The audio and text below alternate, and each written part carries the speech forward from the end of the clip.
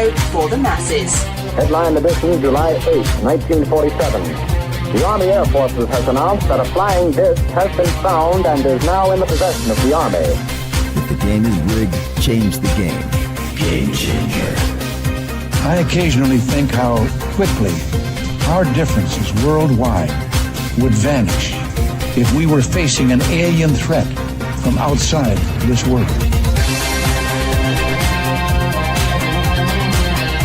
This is Fade to Black with your host, Jimmy Church, on the Game Changer Radio Network. All right. Good evening. How you doing? How you doing? Fade to Black. That's right. Today is Thursday, July 16th, 2026. Let's do this, man. I'm your host, Jimmy Church. All right. What's going on this week? Monday, we had Tim Tactical on here, NHI on Earth. Tuesday night, Melissa Tittle was here talking about her new film, Illusion.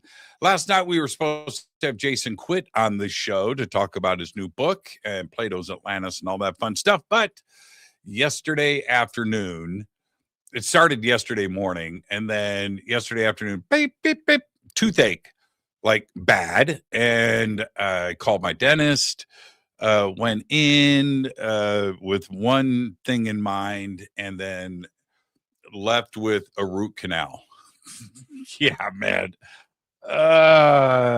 Sometimes you just can't catch a break, right? You just can't catch a break. But I'm much better today. It's amazing how a root canal instantly you're just like, well, okay. Yeah, okay. I feel pretty good. So that was last night. We've rescheduled Jason for tomorrow night. So we're going to do a very special Fade to Black tomorrow night with Jason Quitt.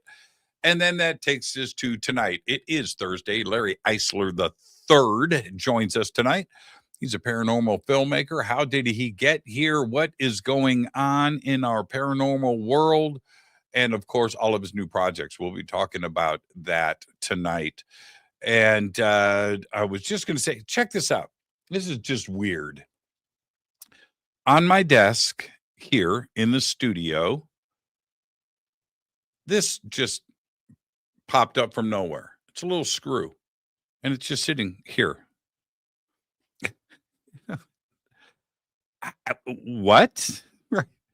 I'm looking around, okay, where did this, see it? A little screw, little black flathead Phillips. Where did it come from? And it's just sitting right here. Yeah. Larry and I were talking about this stuff earlier. The normies out there, okay, whatever, throw it away and forget about it. Me, it's like, wait. How did this just show up on my desk? Where did it, how did it work itself out? Remember in the movie E.T., right? When the screws are coming out, they're coming out. Oh man, is that what happened? I don't know. It's crazy though. All right. I'm not gonna let this one go. Yeah, just right there on my desk, and I have no idea.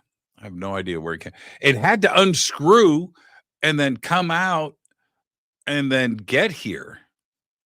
Yeah. I don't know, man. I don't know. It's a good one though. It's a good one. I forget where I was going. I was going somewhere, but that part doesn't matter. Let's get the show going. Tonight, Larry Eissler III is with us. You got to have the 3 in there because there's a lot of Larry Eisslers running around out there in the world. And I get that. So you got to have the 3 in there to separate yourself from all the other Larrys that are trying to imitate you, right? Interpolate you, right? But Larry's with us tonight. And we're going to talk about his current film projects, the science of the seance,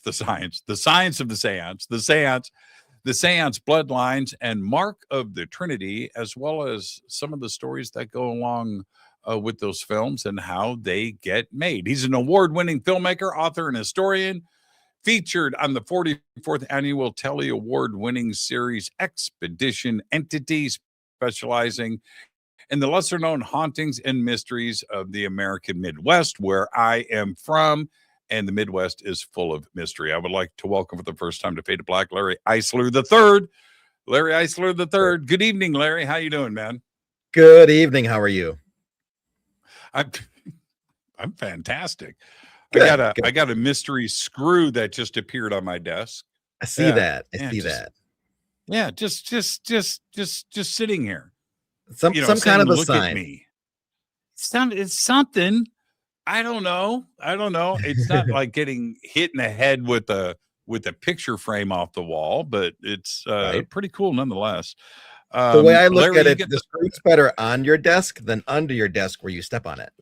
Yeah. See, the ghost messed up. That's how, right? You really want to catch your attention. Larry, you get the first time guest disclaimer, which is this. Larry, it's just you and I sitting on my couch having a conversation as friends. And where the conversation starts, it starts. Where it ends, it ends.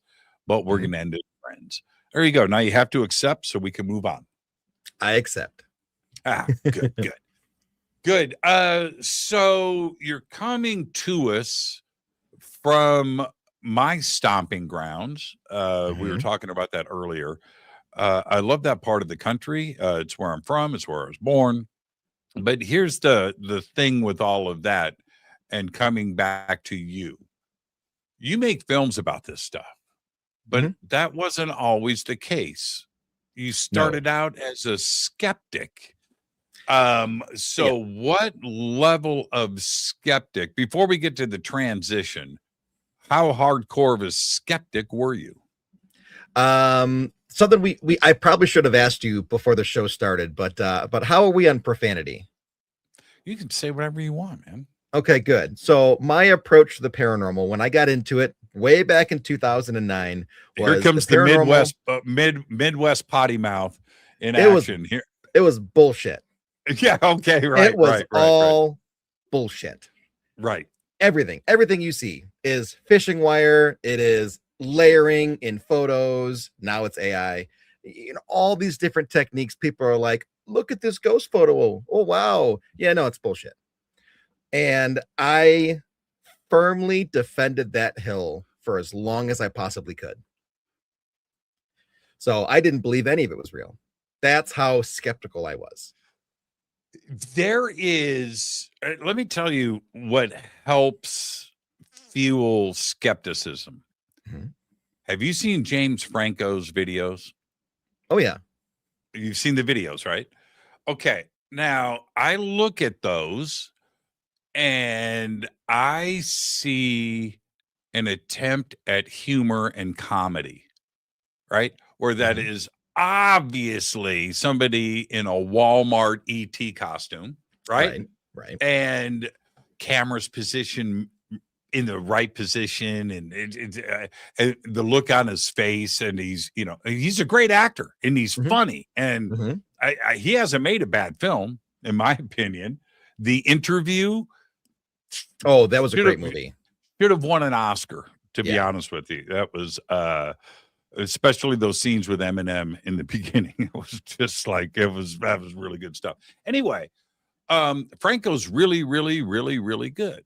Now, I see humor and comedy and bullshit in the videos, right? Look at the comments from people. It's like, what are you not seeing the same thing that I am? And so the other people out there that see the Franco videos go, see, this is why we can't have nice things right here. This is the reason why. It's bullshit. It's not real. And we know it's not. But then look, the comments are 50-50. It's not like one way or another heavily weighted. Right. It's not. And that's exactly why there are skeptics out there, because things, not just Franco's recent, but this has been going on for a long time, hasn't it? Long time. And so long that I'll date myself a little bit. Like I said, I got into this in 2009. This was back before Facebook had groups, and really before they had pages. I was on a web forum.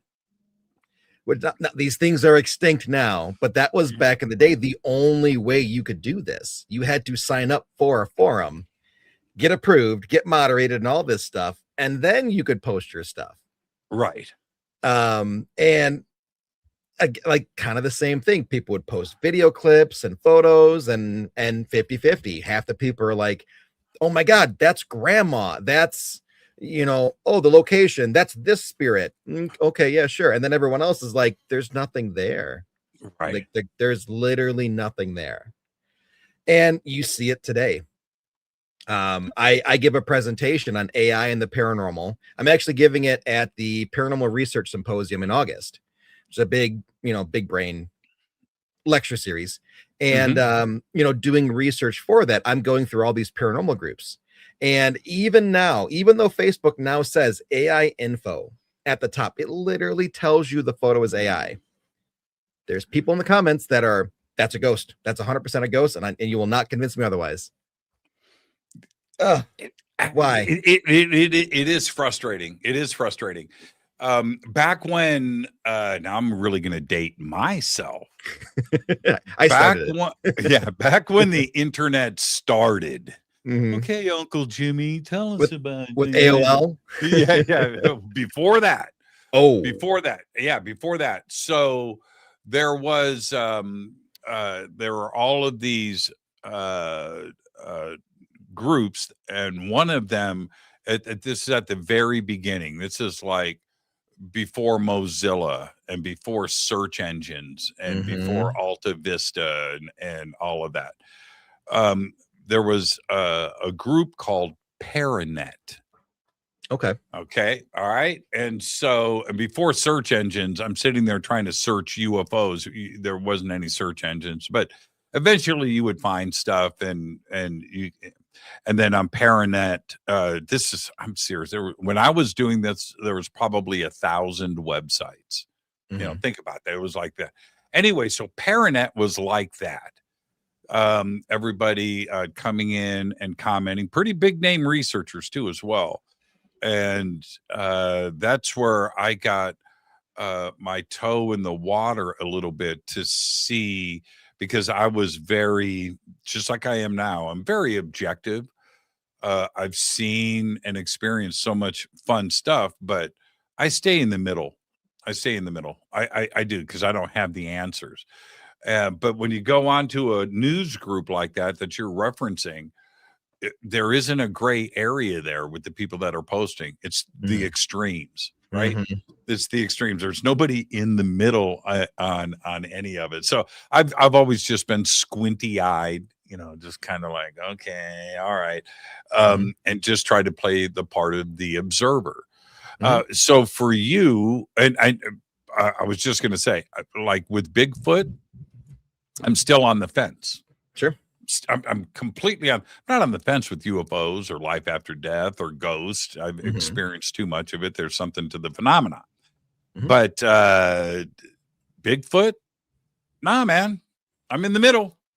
So I have a unified theory that I've been giving a presentation for at a lot of events and conferences and talking about on podcasts too.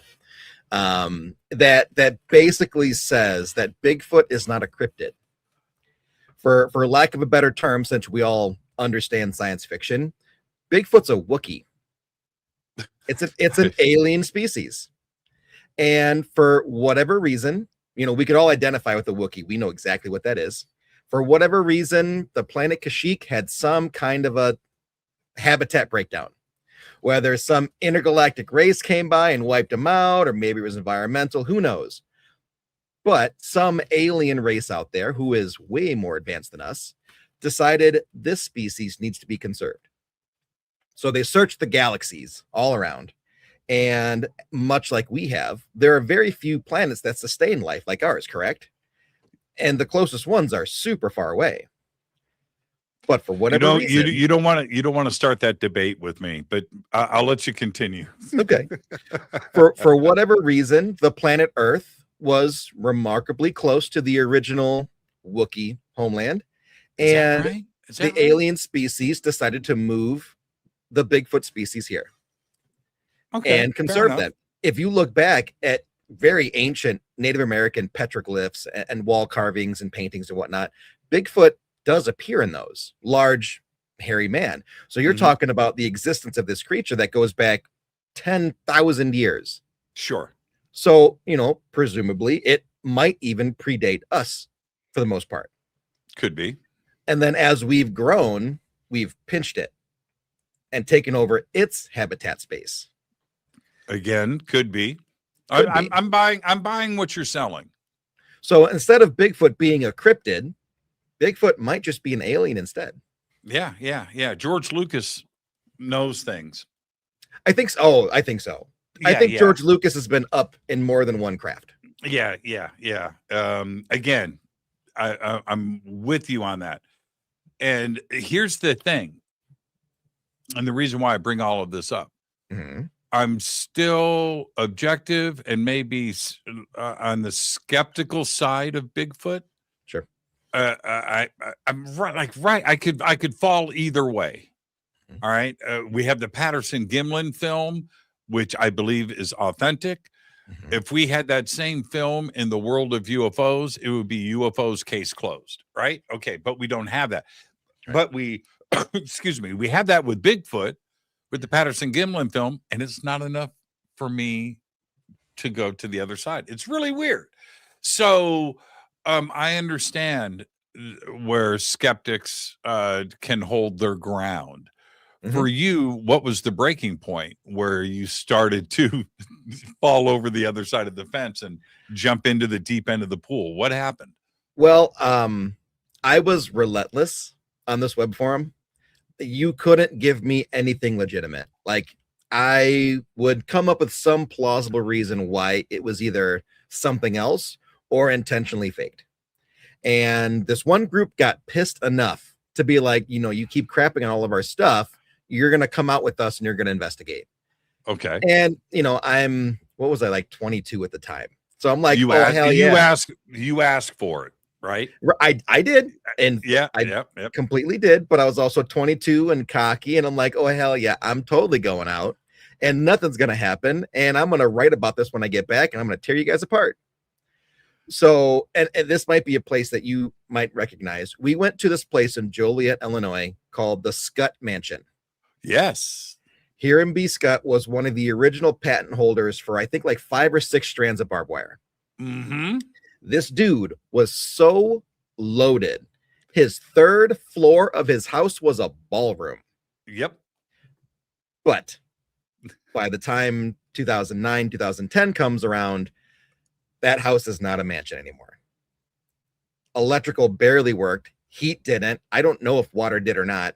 And it was in such disrepair that there was rumors that it was going to be tore down and turned into a parking lot. So it was in rough shape.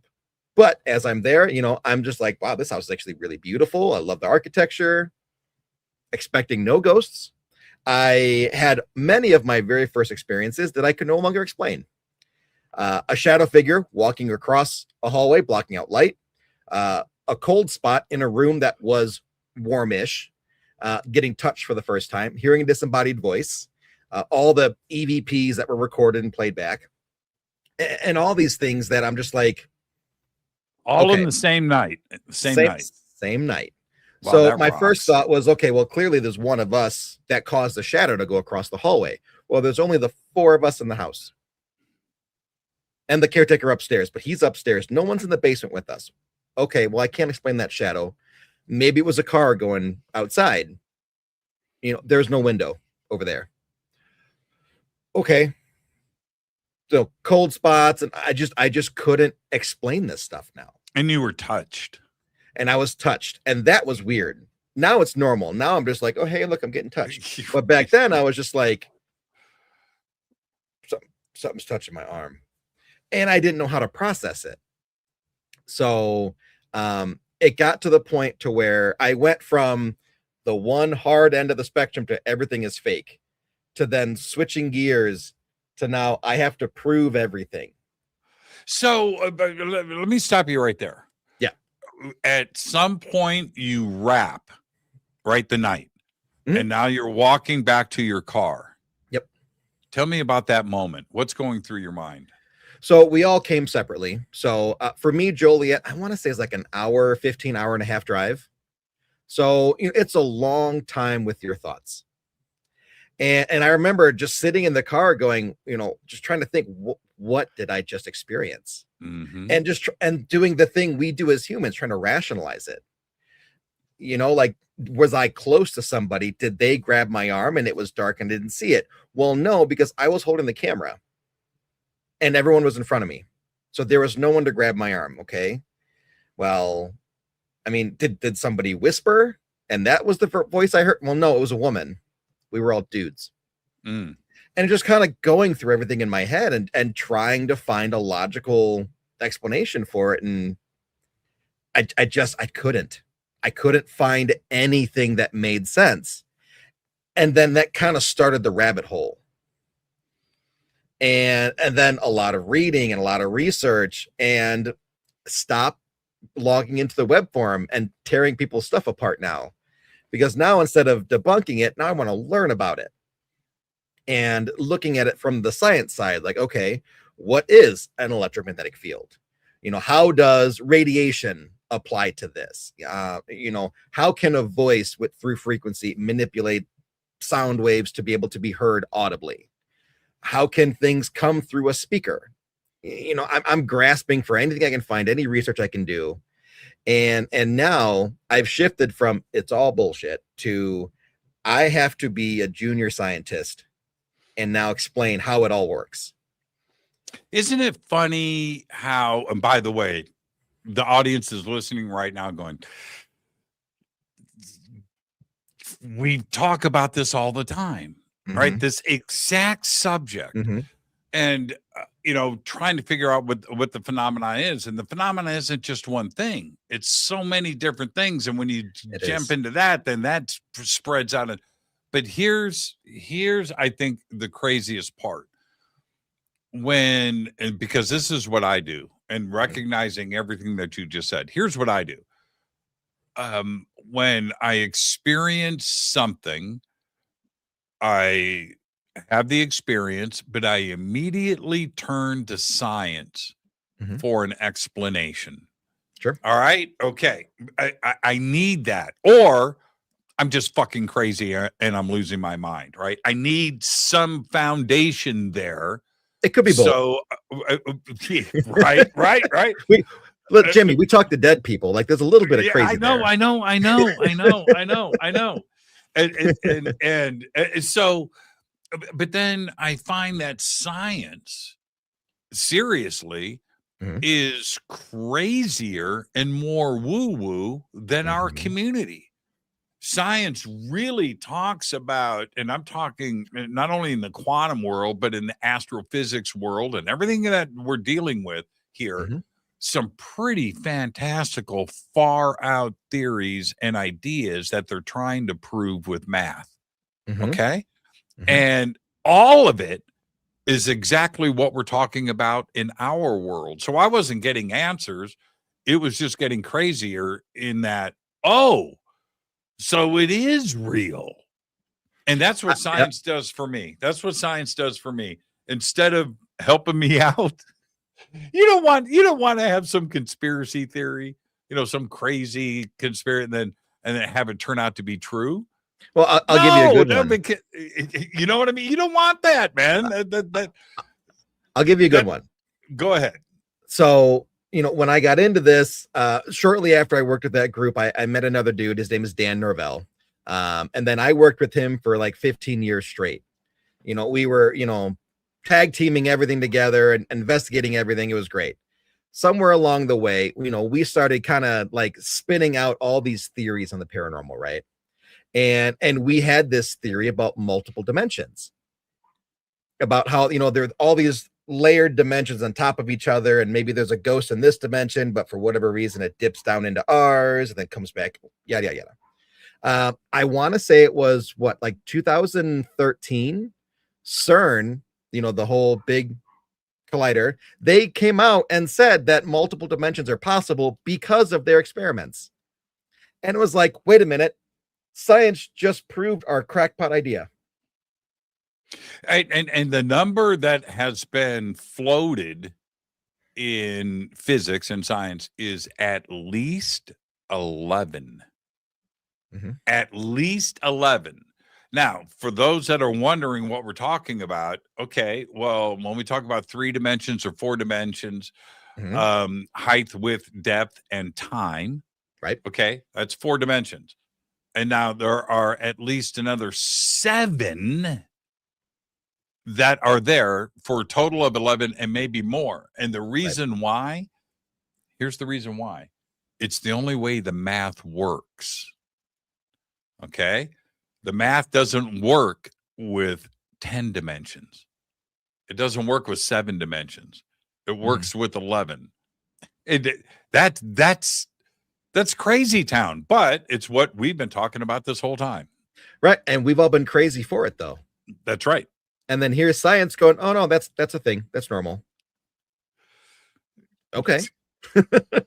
Wow. The multiverse, quantum mechanics, entanglement, qubits, quantum computers. This is all science fiction, crazy town, crazy talk, insanity. Right? Until it's not. Until it's not. Until it's not. You remember the movie, what's it called? Everything, Everywhere, All at Once? Yep. Right? Yep. Okay. Fantastic movie. Unbelievably great movie. That's science. Think about that's what science. Woo. We went the George Lucas route. Let's go the other way and go Roddenberry. Right? Sure. You know, Star Trek. Absolutely. Everything on you know, you can go the original series, you can go the Next Generation, everything that was impossible back then. Isn't this kind of like a tricorder? 100%. If you were to look at the Enterprise bridge and the bridge of a battleship, pretty much the same. Pretty much the same. Yeah, pretty much the same. Pretty much the same. Think of the doors. Like, there are a lot of things now that we looked at 30, 40 plus years ago, and we're just like, that's never going to happen in our lifetime. I have a computer in my pocket that is stronger than my MacBook. Yeah, that's crazy. And it is a tenth the size. Tell me, back in the day, you didn't flip open your flip phone like Captain Kirk. Oh, yeah. Dude, I couldn't wait to do it. Every time. Right. I got the, what was it? The Motorola Razr. Oh yeah. The one that was like, that snapped really well. I love that one. I was just like, bah! Man, when I got my color razor, I got the color razor. Yeah. I just thought I was the dude. I had a different phone. I had a Nokia brick at the time, but when the Razr came out, I was in basic training. So I couldn't have a phone in basic training, and there it was sitting in my locker. So when we got to AIT, the individual job training, we were allowed our phones back. But it was with the premise that, hey, you know, during the day, you can't be on it, but in the evening, you can call home, whatever you want to do. Well, I've got this brand new flip phone that is super snappy and sharp, and it's like a knife, and I had so much fun with it that I would just flip it all the time. And I only had it for 3 days. And I got caught by my drill sergeant and didn't see that phone for 3 months. Oh, man. It was just so much fun to flip that thing. And today, you know, going back to Gene Roddenberry, we'll get back to Ghost, everybody. We'll talk about seances. I promise you. It all fits, though. It's all connected, man. It's all connected. When we go back to Roddenberry and all of the crazy fun concepts that were presented there, of course, the tricoder and the communicator and the phasers, but the teleportation aspects of it, the warp drive, time travel, right. Food generation, 3D printing, all of that stuff, right? That is just normal today. It is. That is so bizarre. I never saw any of this coming. It was just all, for all of us, like a pretty cool fantasy and a dream that maybe someday we'll get there. But we got there, and we got there really quickly.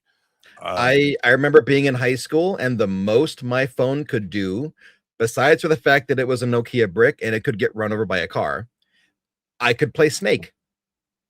And that was it.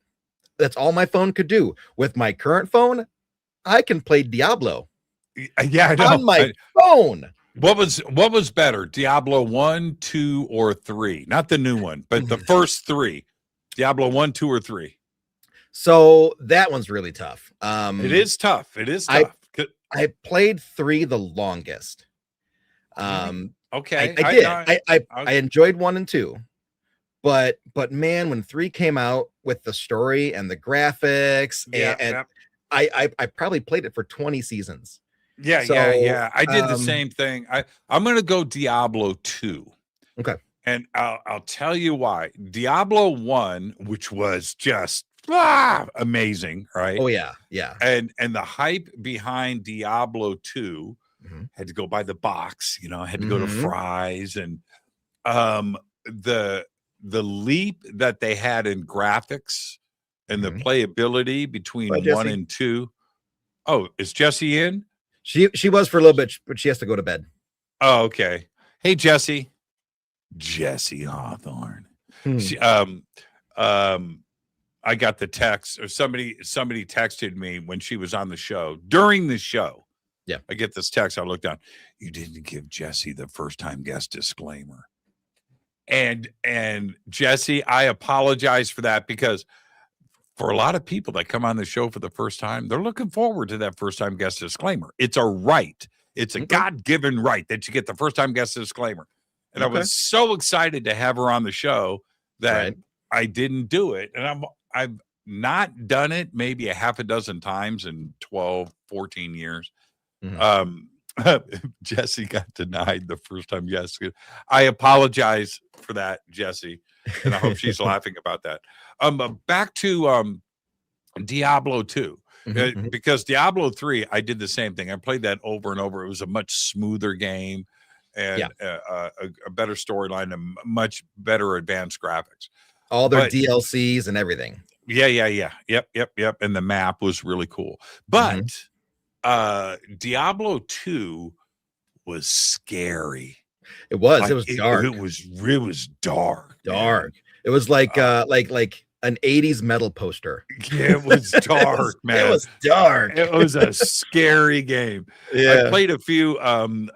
Silent Hill was another one that I was and that was a terrifying game. Actually, Silent Hill, sometimes I didn't want to play because I didn't want those jump scenes, man. I didn't want to. The clowns on the subway, the balloon clowns, dude. I don't want to face them. I don't want to face. Remember the nurses in the hospital? Yep. Oh man, I love Silent Hill. All the versions. My favorite is, as I work with a company in Chicago that does a lot of anime conventions for the media. Yeah. So, they're out there getting videos of people, and I'm getting behind the scenes videos of them with people so that they can do media for it. And every time I see a Silent Hill cosplay, I'm just like, it's a classic now. And it's like, but it looks so good. It looks so good. I mean, I'm an adult. I'm a grown ass man, scared of a video game. Man, I don't know, man. I got to get through this level. I wanted to get to this. Christy says, I'm waiting for the holodeck. And it's here. Yeah, it's here. It's here. Right. I don't play those types of video games anymore, but what I do is racing sims. Okay. I've got the whole setup, and I won't get into that. But that's a holodeck. Yeah. I spent a good amount of time playing No Man's Sky. Yeah. I enjoyed that too for about probably 3 or 4 months. It got a little repetitive to me. Yeah. That's all you need. Just a few months. Yeah. But it was just amazing. It was just amazing. And no two experiences are the same. The game writes itself as it goes. Very, very novel, a very creative way of doing things. Normally that would be very resource intensive, insanity amount of code writing. It would, what would it be? Probably on 1,000 DVDs or something to get something of that size and scope. But yeah, No Man's Sky was really good. Anyway, so racing sims, And those, I would say the holodeck is kind of here. Kind of. It, yeah, It's like a what is it? 360p version of a holodeck. yeah, It's 360p. not quite there yet. It's probably 480. It's not 360. Maybe. Yeah, let's go 480. I have one of the old what is it, Vives?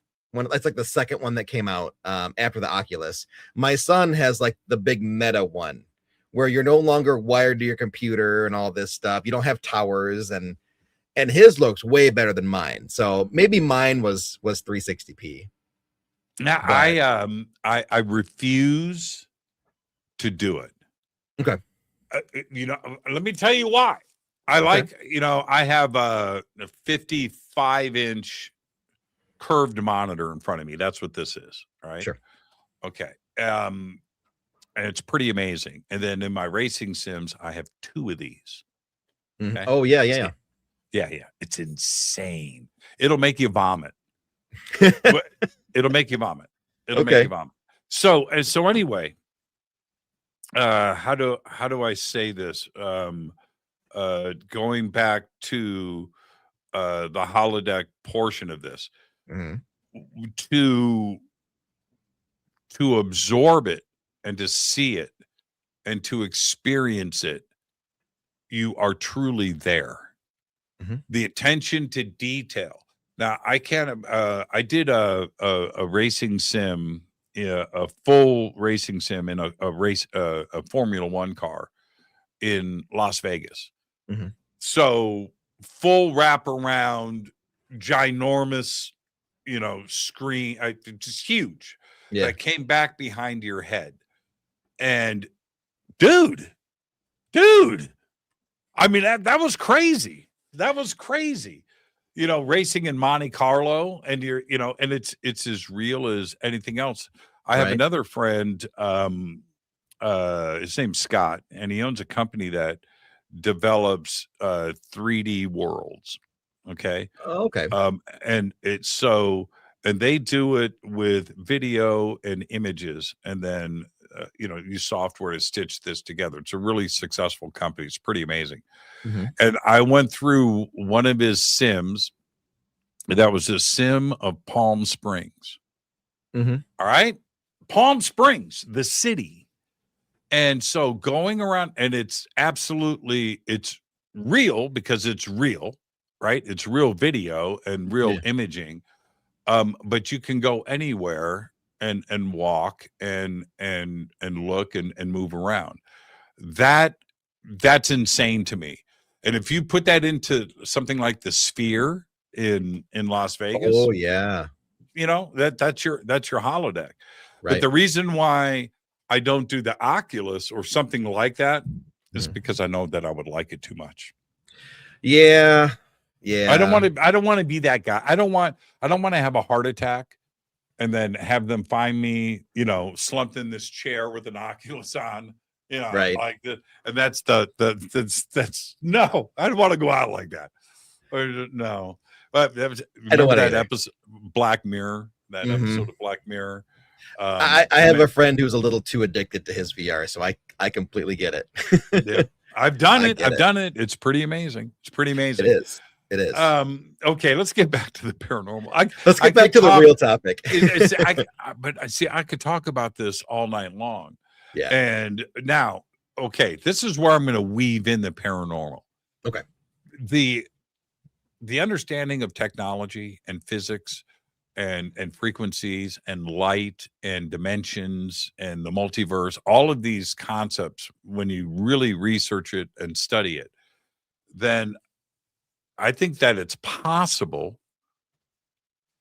that a lot of the ghosts we are seeing are slips from one dimension into another, like you were talking about, and that when that happens, we may be ghosts to them. That is one of the theories that we came up with in like 2012. Yeah, that we are their ghosts and they are ours. We also kind of a more of a taboo topic, but we had to think about, okay, so religiously there is supposed to be a heaven and a hell. Right? There's supposed to be locations that you ascend, or drop to. Well, wouldn't it make sense if this heavenly realm is a dimension and hell's a dimension?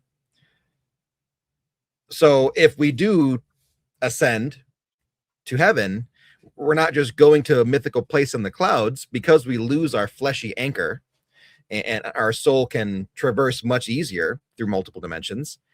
We end up going to the heaven dimension, where all of these souls reside now. And for whatever reason, whether it's the thinning of the veil or whatever they say, in Mhm. certain spots and certain locations, you can be seen because there's a little bit of a crossover. Lots of really crazy theories, 15 years ago. So But doesn't that check a lot of boxes? it does, because, Yeah. if you're religious, heaven and hell exist. Right. Okay, if it exists, where? Heaven's not in the clouds, because a plane would have hit it by now, right? Like, there's planes everywhere. So where does it exist? Well, if you don't have a fleshy body anymore, and all you are is energy, and that energy can disperse freely, it can go anywhere. It's no longer bound by our third dimension. Wouldn't it make sense that heaven's a dimension that we can now travel to? And then quite the opposite. And if heaven and hell are dimensions, those dimensions have residents too, that we've interpreted to be angels and demons. Is it still religious though? That concept, is it religious, or is it just a thing? Is it just a place? Why can't it be both? I'm How asking you. many times have we seen ancient stories of especially Asian stories, the Chinese, the Japanese, where they depicted a dragon flying through the sky, that we now look at and we go, that could have been a UFO, that could have been this, that could have been that. How many times have we looked at something and said, oh, well, back in ancient times, they thought it was this instead. Well, when religion came out, in this case, we'll go with Christianity 2000 plus years ago. Maybe they interpreted it a little differently. So you can still be religious and it can be practical. Right. I was just talking to Melissa Tittle about this on Tuesday, that it's a vocabulary issue. Yeah. Yes. You know what I mean? An inability to explain it correctly. We have a lack of words. Yeah. To, so when I asked if it could be religious, angels and demons, right? It seems like an extreme polarity, right? Yeah. Extreme duality without much wiggle room for interpretation or differences. But angels and demons, that was the vocabulary that they had access to. It was. Right? It You was. follow me? Yeah. Yeah. And for whatever reason, they looked at, let's say, a creature with black skin and, red eyes and black horns, and they went, oh, that's a demon. Yes. When in reality, it's just whatever species came from that dimension, and they're kind of malevolent. So we went, oh, well, that's a mean one. It's a demon.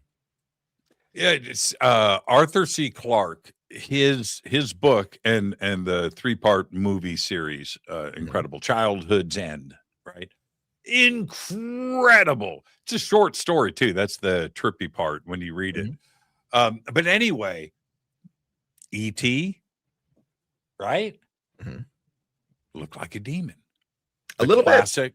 Well, no, wings, hooves, red, yellow eyes, horns, right? The classic demon who didn't want to reveal himself to Earth. What was his name? Llewellyn? I can't remember his name. Anyway, because the planet would freak out because of what he looked like. Well, now let's say that I understand Arthur's story writing there and why he wrote what he did. But if you take it a little more literally, and you look back in time, well, maybe that is some of the origins of demonic imagery. Sure. right? That it wasn't fantasy. It was something that somebody saw, and they didn't know any other way. So it's got to be God. It's got to be religious. It's got to be a demon. And that's it. That dogma turns into truth over time. Right. Right. And every reinterpretation, retranslation of the Bible just tweaks it a little bit more. And then all of a sudden you get what we have today. I don't think there's anything wrong with it. I don't either. With anything in life, you can go too far in one direction or the other. So I think in all things, if you keep a little bit of an open mind and don't be so hard in your beliefs, like you'd open your eyes to a lot of things. Here's no slight on you or me, with what we do. Sure. But I've been doing this for a very, very long time, just like yourself. And when I started off on this, the podcast wasn't a word, right? I was doing live radio. I'm doing Coast to Coast. I'm doing Fade to Black. And eventually that turned into live streaming, which turned into this, and then podcast came out. But Talk Radio. Oh yeah. Are they still around? I don't think so. I think they shut down. Yeah. I forgot about Blog Talk Radio. Yeah. Wow. Okay. So anyway, I have always been as careful as I can be on how I present stuff. That's all. There's a 1,000 different reasons why that is. Today, with all of the paranormal stuff that is on television, on all of the platforms on television, and of course, YouTube and everything that is happening here, there is a serious lack of a moral compass. Right? Yeah. They just don't give a shit. No. And it's all about clicks. It's all about this. It's all about that. And it's like, where did the filter go? Yep. Where did the ethics filter go? Or is it just the way that it is? And I'm just the old man yelling at the kids to get off my lawn. Am I turning into that? No, you're correct. It is very much everything is click based now. Because when you get the clicks, when you get the views, you get the money. It's not the way that it used to be, to where, the money came because you had a great story to tell and you told it ethically, morally correct. Now, the more screwed up the story is, even if you have to fake it, the more clicks you end up getting. And especially on YouTube right now, because I see a lot of YouTubers putting things out there, and I've seen a lot of Discovery shows put things out there too, especially for locations that I've been going to for years. And I won't name the show, but I will say that the host of the show used to be related to Ozzy Osbourne. One location that I used to go to, I knew the story extremely well. And when the show came out, probably less than half of it was correct. They just filled in their own gaps to make it a night of terror, which it's not a night of terror place. It's just our normal place. But they want those views. They want those clicks. They want the interactions on social media, because that's what makes the money back. Whether it's through ad views like YouTube or commercials on TV, that's the goal now. Is I got to get the money. And you end up losing some really cool stories, which, is how I ended up getting into my documentaries, is because I'm story driven first. Right. And I, like people often ask me about how much money I make making documentaries. I don't. I don't. None. They're next to none. I think in the entirety of Expedition Entity, for the 3 seasons we did it, I probably made enough to make one car payment, maybe. So you're ahead of the game then, man. You're ahead of the game. You're ahead of the game. Unfortunately, I spent enough to buy a car though. So yeah. But the rules of discernment that most people have like nearly completely gone out the window. If you're watching, I'm not going to, it doesn't matter because it could be any program. It could be any program. So you're watching some guy out in the middle of the desert with a metal detector, and he suddenly stumbles upon a Knights Templar sword. Right? It's like, what? How long was he out there for getting nothing? Yeah. Before the production company's like, listen, we need something. You have to get find out there, something. bury the sword, and just make sure he walks in that direction. Right. And I'm not saying that that's the case, but it is the case. It's over and over again. You're watching some ghost thing, and you see a teddy bear fall in a room. And now I'm not saying that doesn't happen. It does. It's happened to me. But when it happens like that on camera, on cue, on this and on, I just, man, you know, but again, it's the world that nobody cries about it. Now, is it because, let me ask you this. Is it because people just write it off as entertainment? Yes. And they're not necessarily thinking that it's real, that it's just a good story. Even people in the paranormal recognize TV is mostly for entertainment. Right. Very, very few shows do they look at objectively and be like, oh, this is actually something very interesting.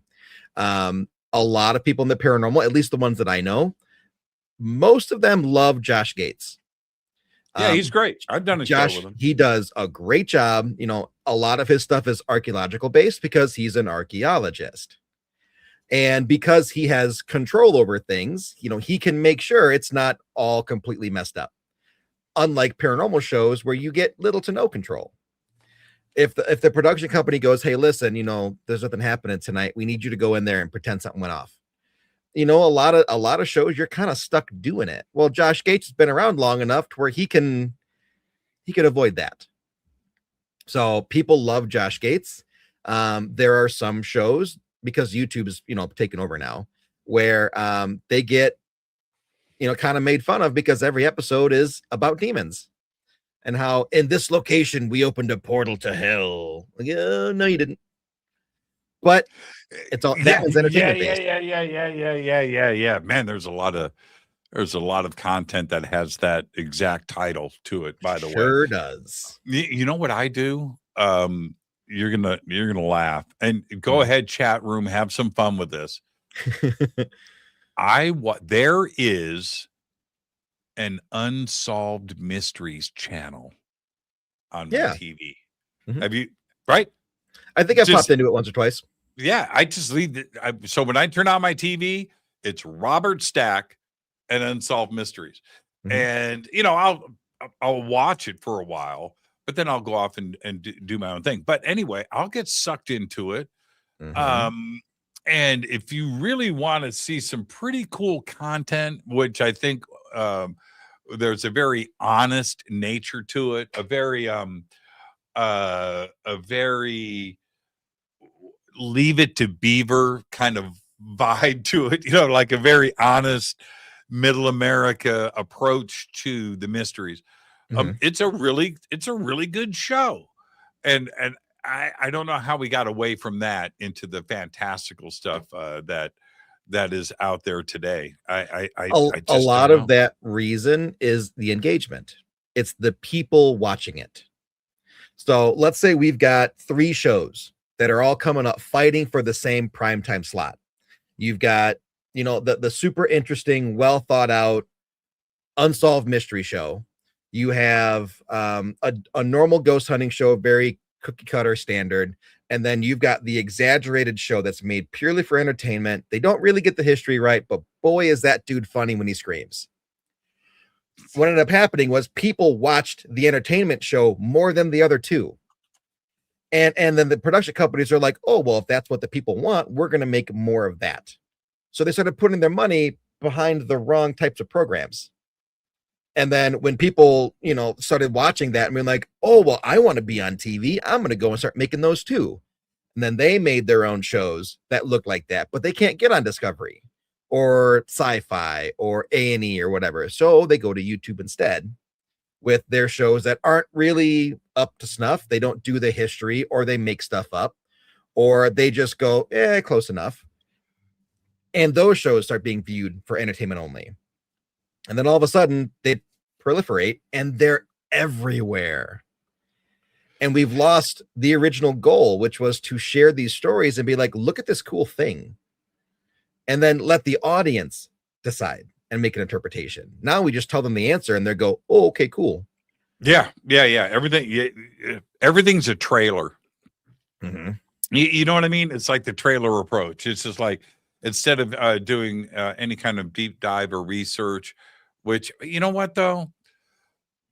I like pure documentaries. I like documentaries on science. I like documentaries on history. It doesn't matter, ancient civilizations, and that. I like the pure Kevin Burns documentary approach to doing things. That's me, but I'm not everybody else. Some people just don't have that kind of patience to, sit through the minutia, because I love the minutia, right? Get tinier, get more into it. That's what floats me. And that's me. That's not the world we live in today. Everything is so instant that you've got to get to the end first, and then tell the next story and get to the end first. You know what I mean? Without any layers to it. I'll give you a great example of how even I'm affected by that. I have TikTok. I don't really post as much as I should. I mostly doom scroll, but I'll come across something that's really interesting. Like, I'm a bit of a nerd. I follow stuff like How Is It Made? And How's It Made? It's a great show, man. They're awesome. They're so cool. Yes. But the full videos on their YouTube. But instead, I'll go to their TikTok and I'll watch 13 2-minute videos and just keep scrolling those 2-minute videos instead of going to watch the full length video.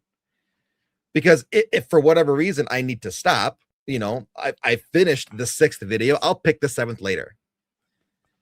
Or if I don't, it's okay too. But it's like, for some reason, like, people just the Y files is Y like files too. And I love those guys. They're great. But there's 2 versions of the Y files out there. There's that TikTok version of the Y files, right? Or you can go find the real one, which is 15 minutes long. Yep. Okay, we're gonna head to a break, but I'm gonna state a fact right now. Okay. Are you ready? I'm the I'm last ready. person on earth that can say this. I've never been to TikTok. I gotta go. Bye. I'm out. Yeah, exactly. Wow, really? I've never experienced it. I know that my team set up a Fade to Black TikTok page a long time ago. Okay. I don't know. I've never seen it. Maybe I've seen the page, but have I had the TikTok experience? No. Do they do all your reels and your postings for you? Yeah. All that stuff is done by somebody else. And so, but I don't have TikTok on my phone. I don't have it on my computer. I've never, and I think I'm going to stay there. So honestly, many people. I think you're better off. Yeah. So many people come to me, man.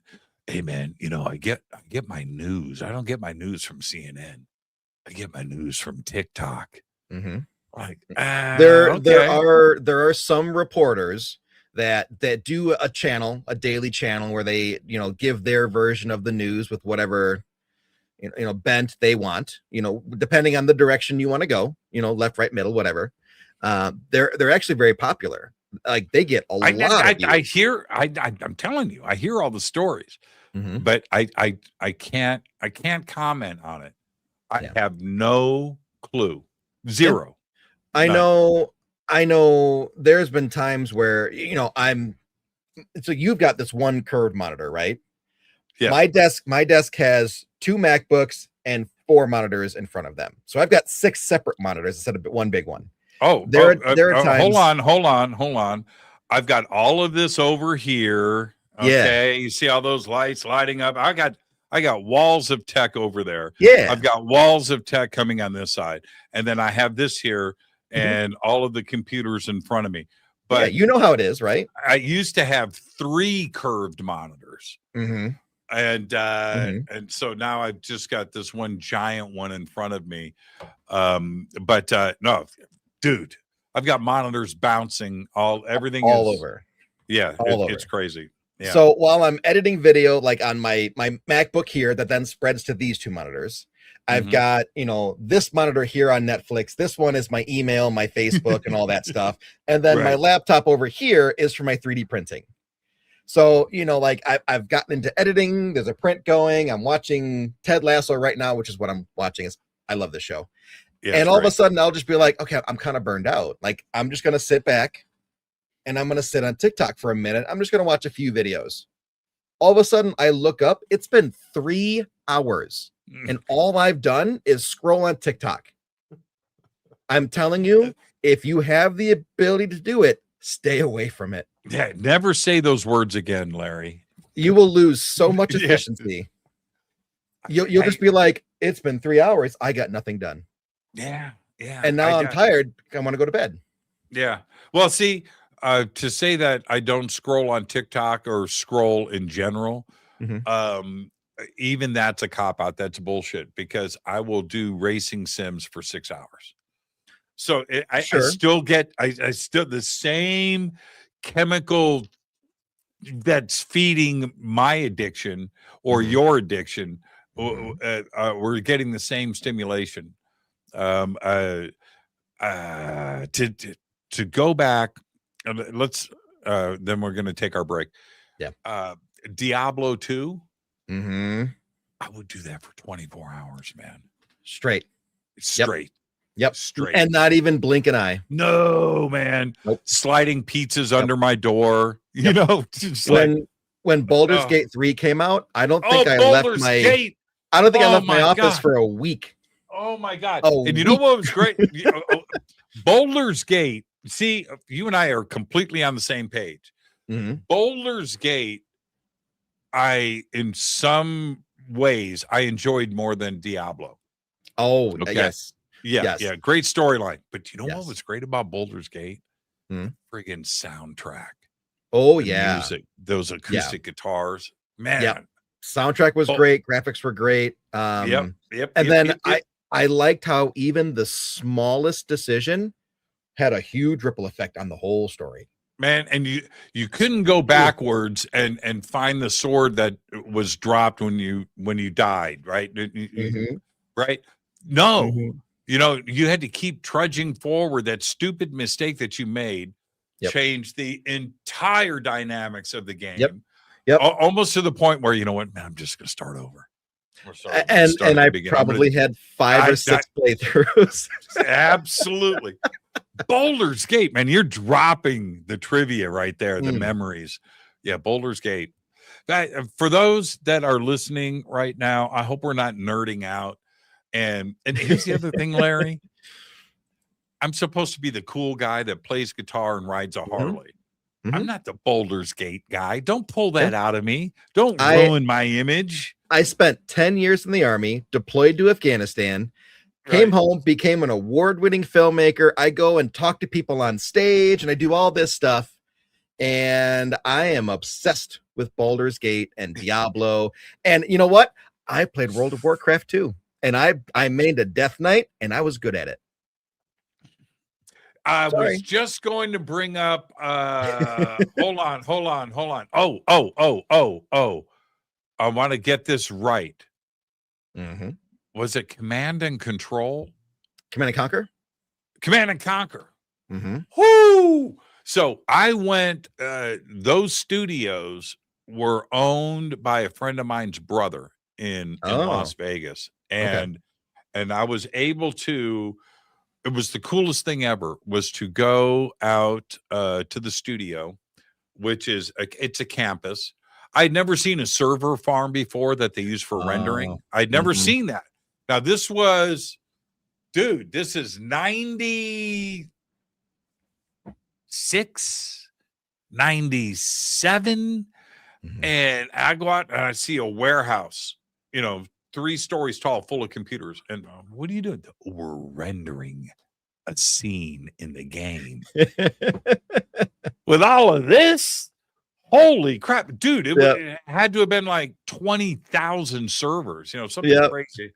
But anyway, the sound stage, the green screens, the music studios where they wrote all the music, the set design, this and that, and of course the code writing room with all the creative staff and all. No, I actually got to go and experience all of that. And awesome. But that was another great game series. They did something else too. That same studio, they did Blade Runner. Oh, Blade Runner was good. Yeah, the same studio. And they were called Desert West. West Desert. I can't remember. All right, let's take our break. Larry Eissler III is our guest tonight. When we come back, we're going to talk about all of his new projects, what they are, and maybe get some cool stories out of each one. Larry, you stay right there. I'm your host, Jimmy Church. This is Fade to Black. We'll be right back after this short break.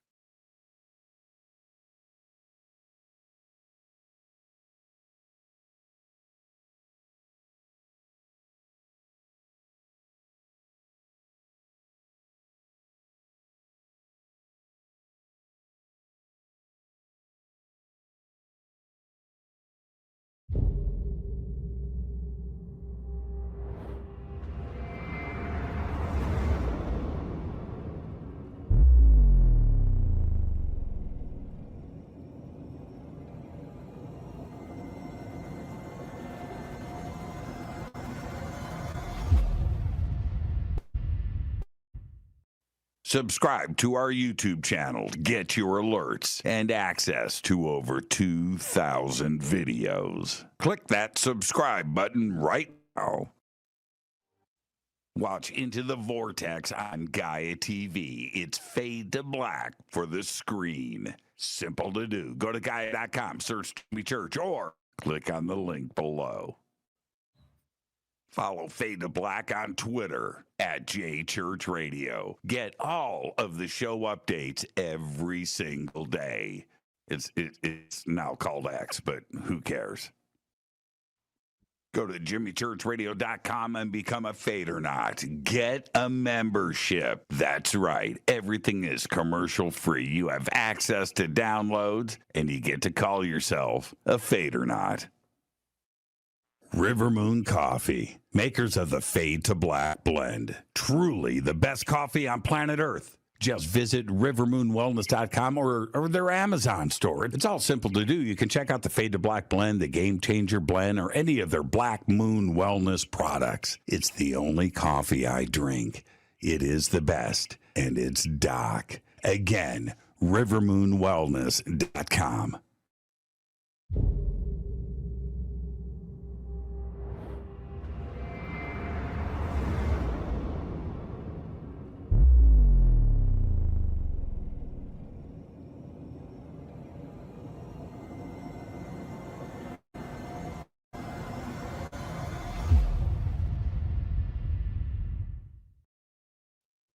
All right. Welcome back. Fade to Black. I am your host, Jimmy Church. Our guest tonight, Larry Eissler III, filmmaker, paranormal researcher, and investigator, all that fun stuff, coming to us from the Chicagoland area of the Midwest.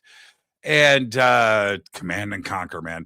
So I was just thinking really quick, I'm going to move on to your current projects, but in Boulder's Gate, I wouldn't wizard out. I wouldn't magic out.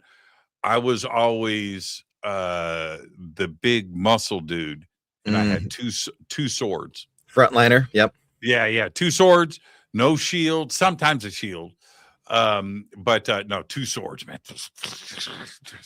That was me in Boulder's Gate, man. Oh, I love that game, man. Love that game. Okay. We'll get to the paranormal after an hour and a half. Yeah, God, I just. But see, a lot of that is for us. It's a way to escape. Yes.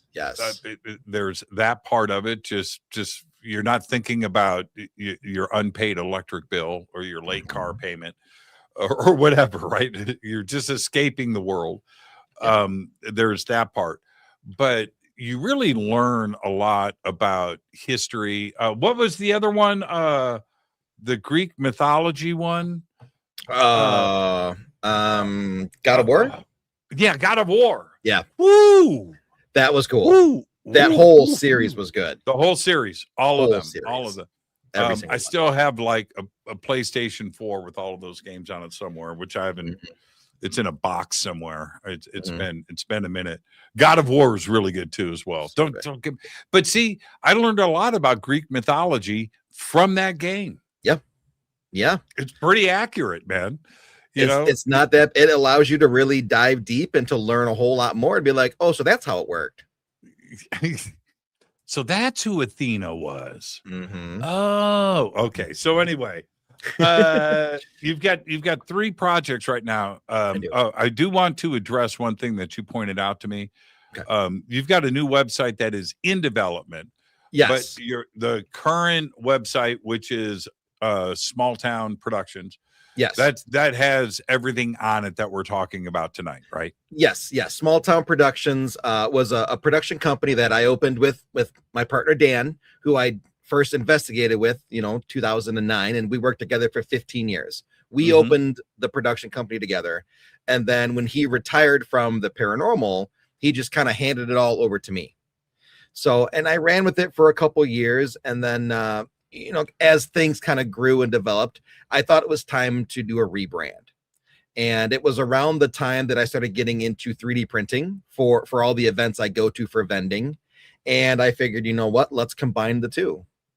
So I rebranded into the Black Lantern Company, and it's kind of a new direction for me, but it's literally like a month old.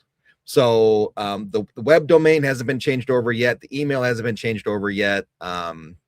It's all in various stages of happening. Well, let's talk about your 3 current projects. We'll start with Séance. What's going on there? So the Séance, it is literally a documentary about a séance that we conducted. Now, it's in a small town called Watseka, Illinois. Have you heard of Watseka? No. It is a very rural, literal small town on the south side of Chicago. Okay. So right when it turns into farmland, that's Watseka.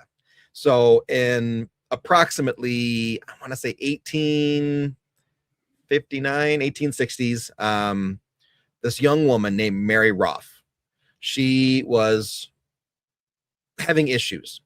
She was having these, what we would describe now as epileptic fits, but she was having seizures. She was bloodletting, leeches, speaking in tongues. And she could do things that now we recognize as psychic things. But back then, it was freaking weird. She's a witch. She's something. Right. Unfortunately, we're talking the mid 1800s. There wasn't anything they could do for her. So what did they do for her? They sent her to an asylum. And unfortunately, approximately the age of 17, maybe 18, Mary Roth ended up dying. And her parents, Asa and Dorothy Roth, were besides themselves, so much so that they wanted to reach out to their daughter. So they got into spiritualism, which, by 1860s, the spiritualist movement had been going for about 30 years now. It was really starting to pick up steam. That's where, people got into seances and, conjuring your loved ones and all that crazy stuff. So about 13 years later, after the death of their daughter, in the same exact town, another young girl, it was about, I think 13, 14, she started exhibiting the same symptoms. Her name was Laurence Venom. And Asa Roth, Mary's father, had heard about this.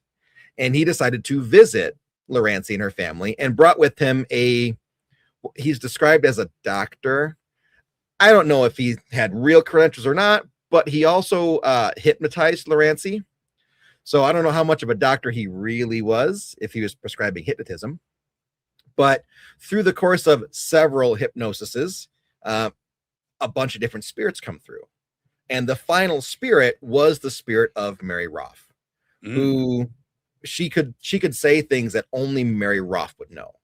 Lorancy had no idea people's names or knew where objects were or could do all these things that Lorancy couldn't do. So Asa Roth convinced Lorancy's parents to let her live with him in the Roth house, which is currently in Watseka, Illinois. You can go there now. It is very haunted, and it's a very nice Airbnb. So for 100 days, Lorancy lived on the property, and for lack of a better term, she was quote unquote healed. The story goes that her soul went up to heaven where it was healed. She came back down, and all the problems that Lorancy had were now gone. So much so that she lived to be in her 90s, and I believe had 11 kids. So complete turnaround. But all of this happened at the Roth house. Wow. So fantastic, amazing story. It's called the Watseka Wonder. It's a story of a spiritual miracle, but it's also the first official documented spiritual possession in the country. So my partner, Neil, he's the producer on the documentary. He approached me about doing this documentary about the Roth house, talking a little bit about the history, talking about spiritualism. And then he goes, I want to do our own seance. And I'm like, I've never filmed a seance before. This sounds cool. Like, I don't know what to expect. Let's see what happens. I love new things.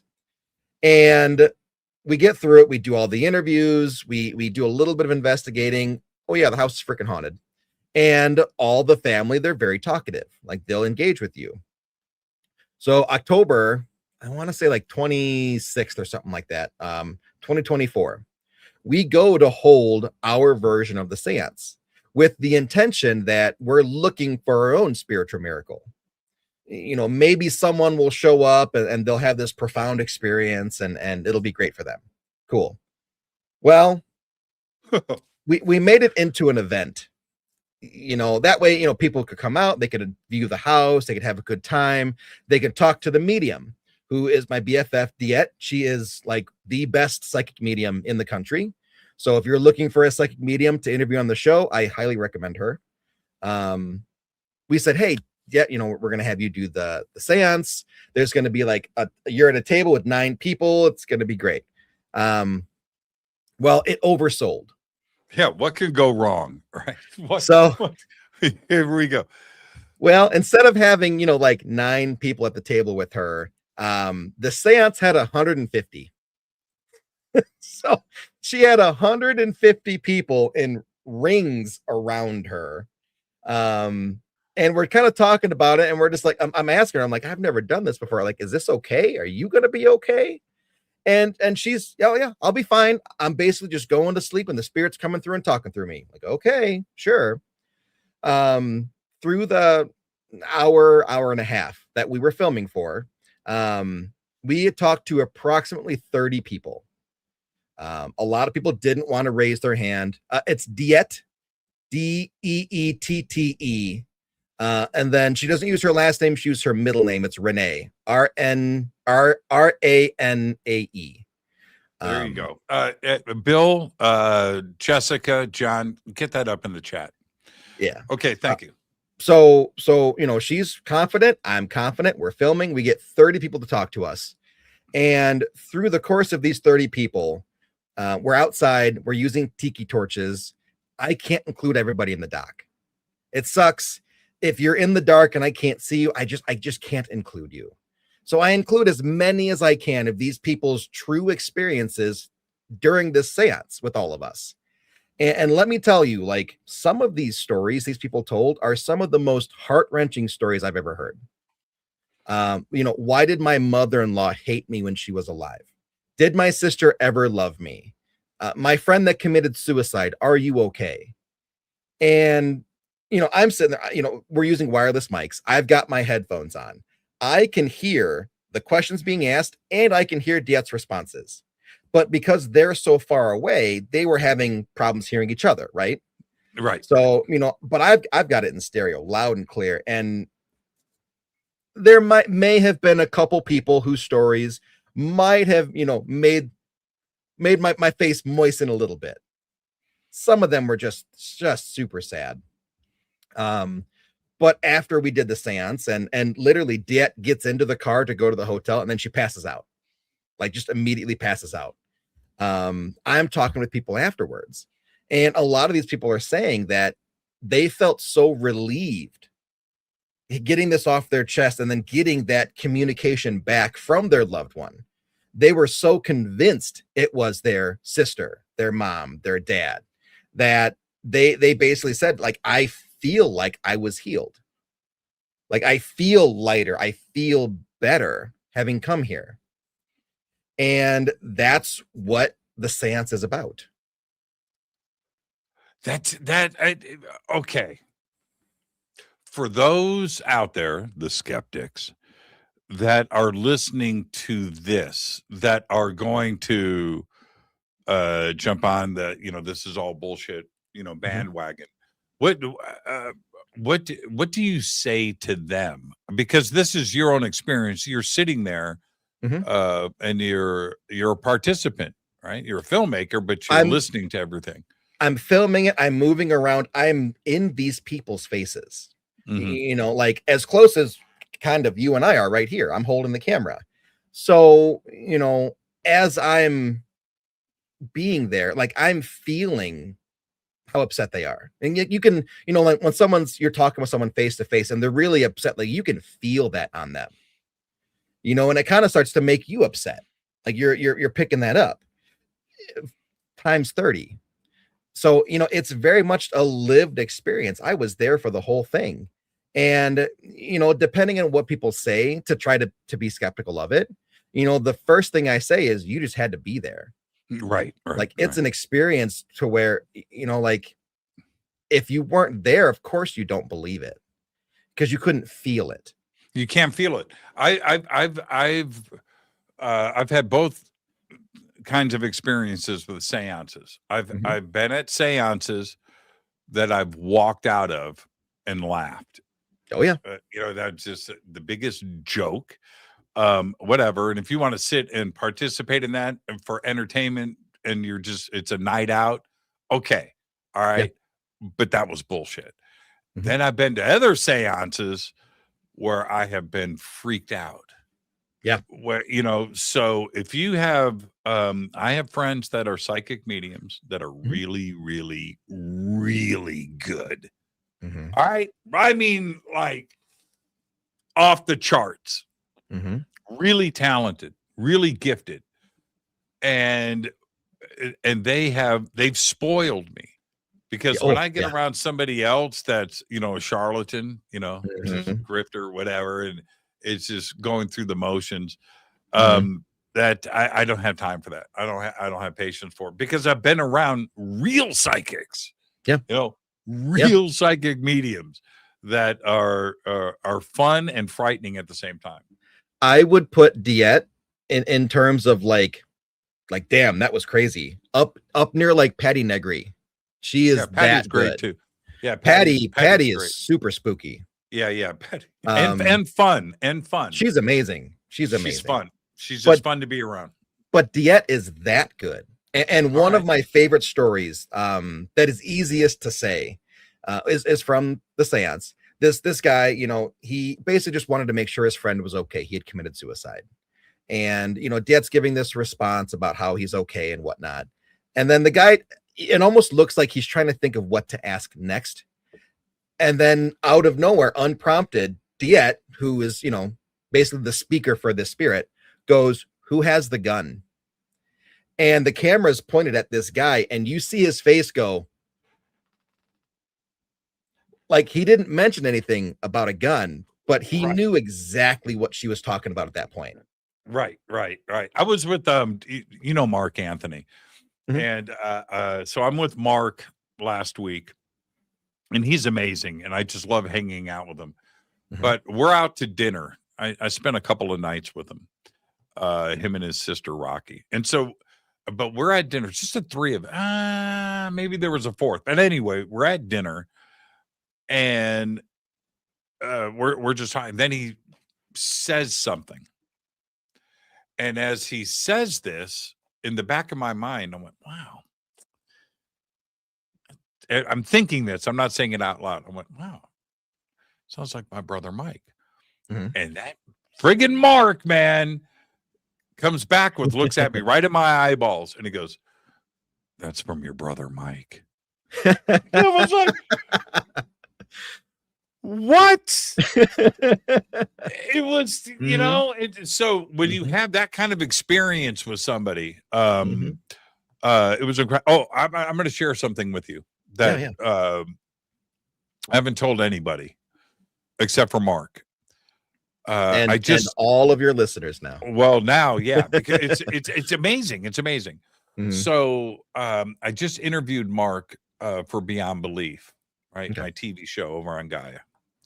So I interview Mark, and I have done I don't know, 100 interviews for Gaia. You know, I'm out there every month doing taping, and I know the set really well. I know my crew really well. They're my family and everything else, and we've got a process that we go through, right? It's, you know what I mean? Yeah. And that's it. So what happened with Mark on the set has never happened before.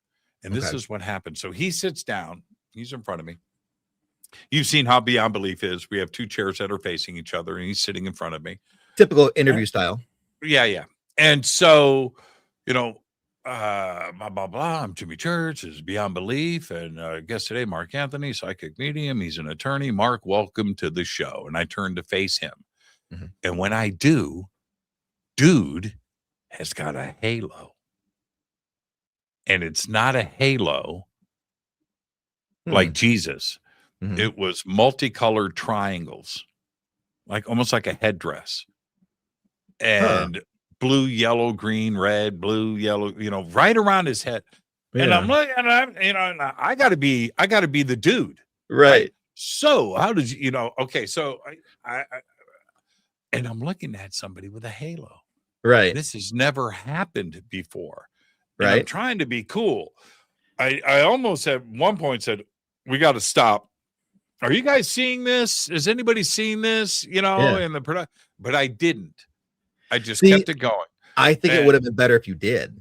Dude, it messed. And so about 20 minutes in, it went away. It went normal, like every other guest. Sure. And so I walked out. I didn't say anything to anybody. I go out into the production room. We wrap the show. I go out into the production room. This just happened, man. Yeah. I go, hey, Doug, my director.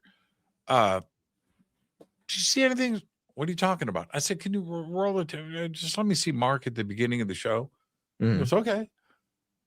It's not there. It's not there. And I go, fast forward, go past this. It's not there. It's not there. It's not there. I said, okay. So I didn't say anything to anybody. I told Mark that night at dinner. Yeah. I said, I know how crazy I sound, man. I know, but that's a guy with the gift. Sure. And that was crazy, man. That was crazy. I'm sure one of your first thoughts were probably like, did somebody put something in my coffee? Like, man, I was just like, here's my thing, just like you, right? It's like, okay, just get through this, right? Keep the cameras rolling. Let's do the be a professional. Don't freak out, and let's just get through this. And then about 20 minutes, it was up there for about 20 minutes, and then I just looked up, and it was gone. So and I don't know, man. I don't know. It went. Yeah. I don't know. Yeah. Just picture triangles. Sure. Like an Eskimo with the fur, right? Yeah. Right. Okay. Yeah. Like that, but just replace that with triangles. It was just like that. Rainbow tall. triangles. It was crazy, man. Yeah. It was crazy. I don't know. I can't even imagine what I would have thought looking at that. I would have been the same way. Like, I did this, right? He's talking. Yeah. And I'm just like, I'm off camera, just like, okay, all right, it's me. Shit, it's still there. It's like, man, wow. But see, somebody with the gift. I have a friend of mine, and she's a neighbor. Her name's Amy Christine. She's been on the show a couple of times. She's my neighbor. I live in a small town. And she's one of the most gifted too, as well. And being around her and enjoying her talent, and then when I'm around somebody else that has this on their resume, I'm like, no, they spoil you, Yep. and when somebody's got the real gift. What it's when is the Séance going to be out? How far along are you? Right now we're in distribution, so it's up to their schedule. It could be at any time. Honestly, we don't know even who is going to pick it up yet. Is it in the can? Is it in the can? Completely done. Completely done.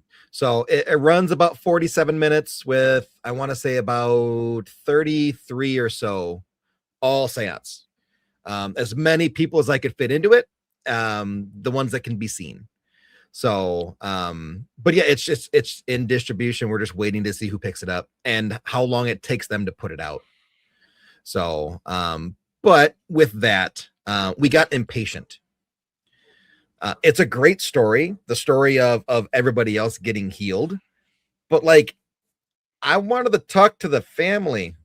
I wanted to talk to Mary and Larancy. Like, I wanted their version of the official story.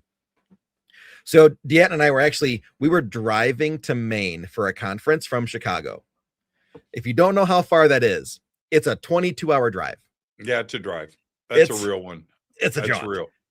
Because we both have vendor booths, so we have to bring stuff with us. Flying's not really an option because then you don't sell anything.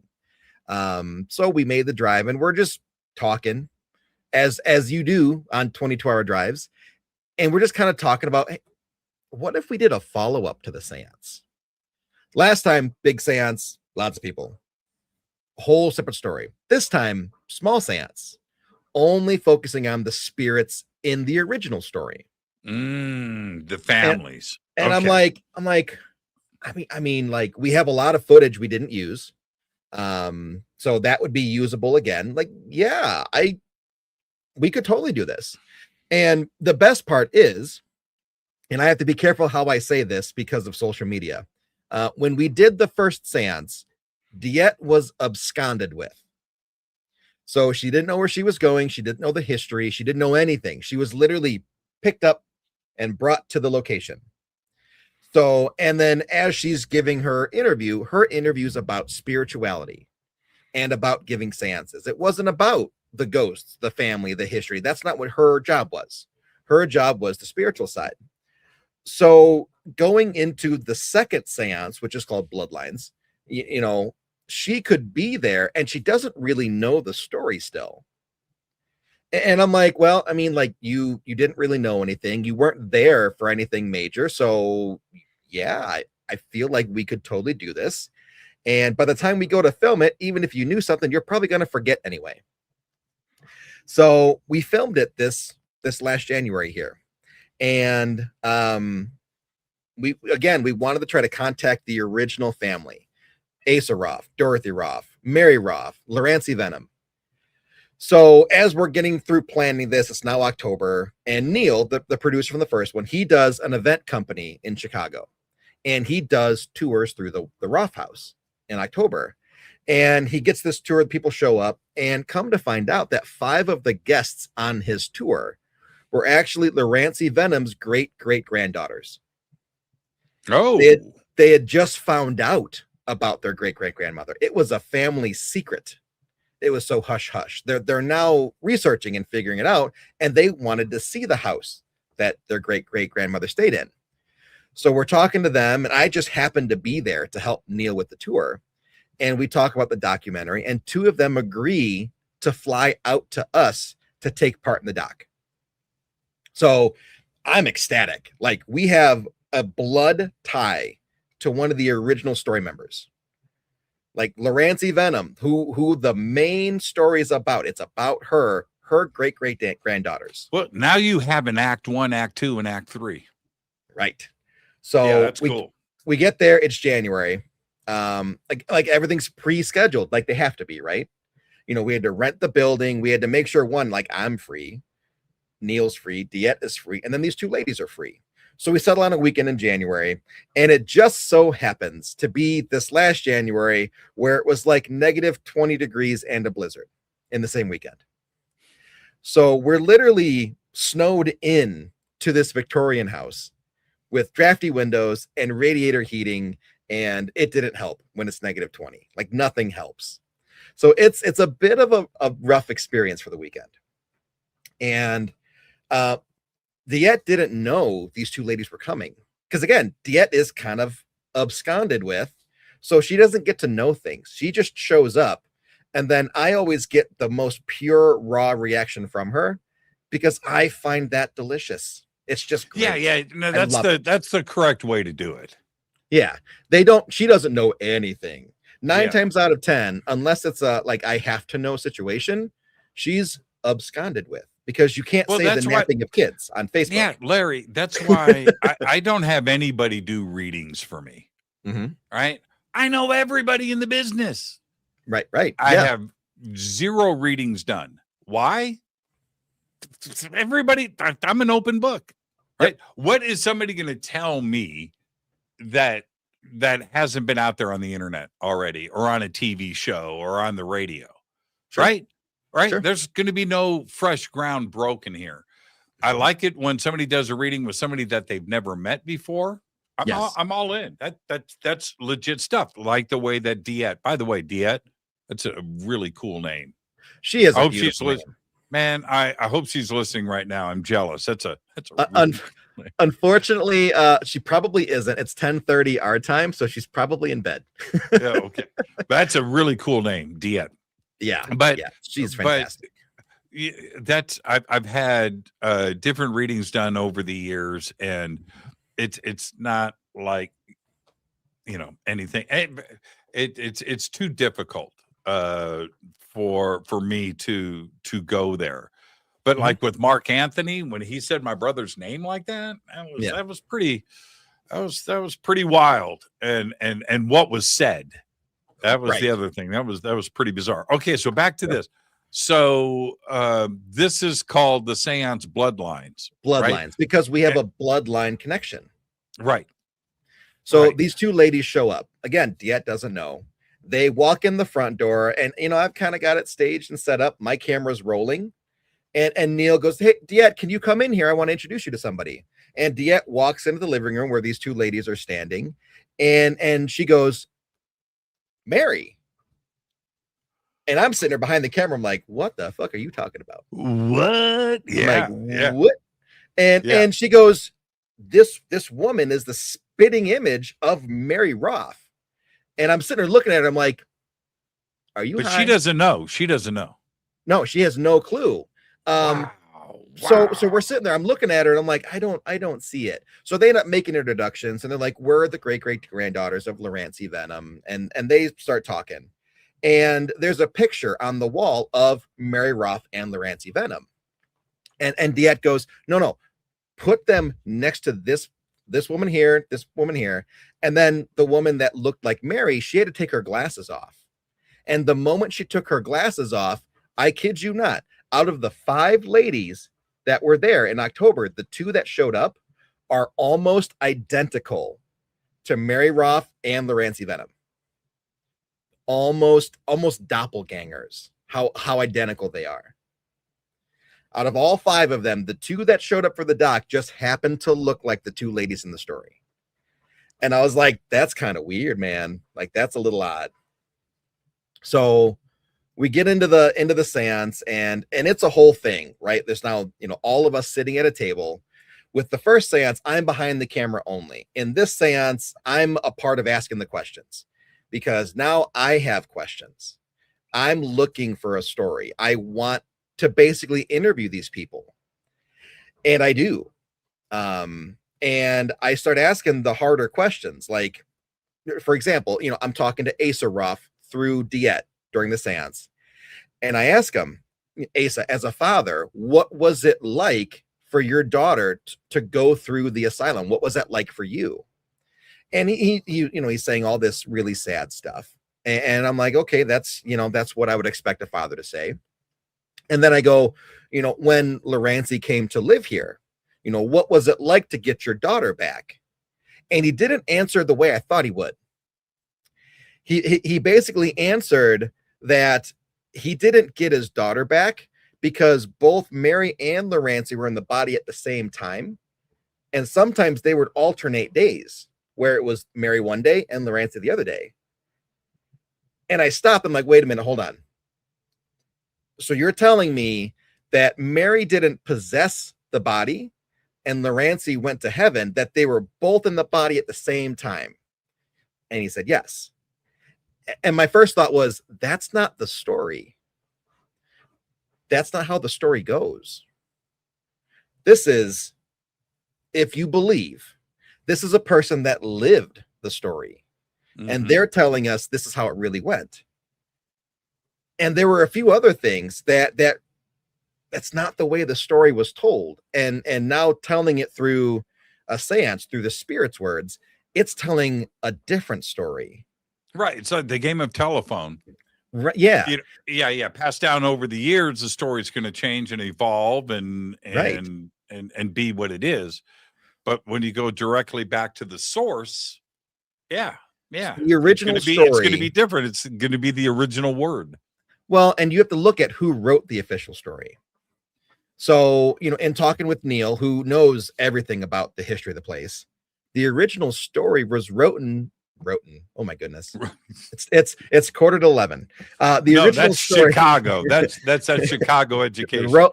The original story was written by C.W. Stevens, who was the hypnotist doctor. Okay. Who was a spiritualist.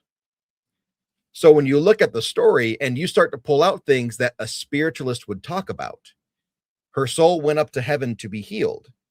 Well, that's kind of spiritualist. Like, it doesn't tell you what happened. It just said she was healed now and the body was possessed. All these things where it's like, okay, it tells a good story, but is it telling the story to sell the book? Maybe. Yeah, maybe. Yeah, maybe. For sure. And now you've got the people that live the story and they're telling it differently, but it also makes more sense. So in this new version, again, that makes more sense. Mary was having fits and seizures and bloodletting and all this crazy stuff happening to her because she had psychic abilities and she couldn't control them. They were going crazy in her body and there was no one to help her. And she was doing whatever she could to try to relieve herself through cutting herself or whatnot. And of course, bloodletting was a medical practice back then. Yep. And it didn't help because it's a psychic issue, not a bodily issue.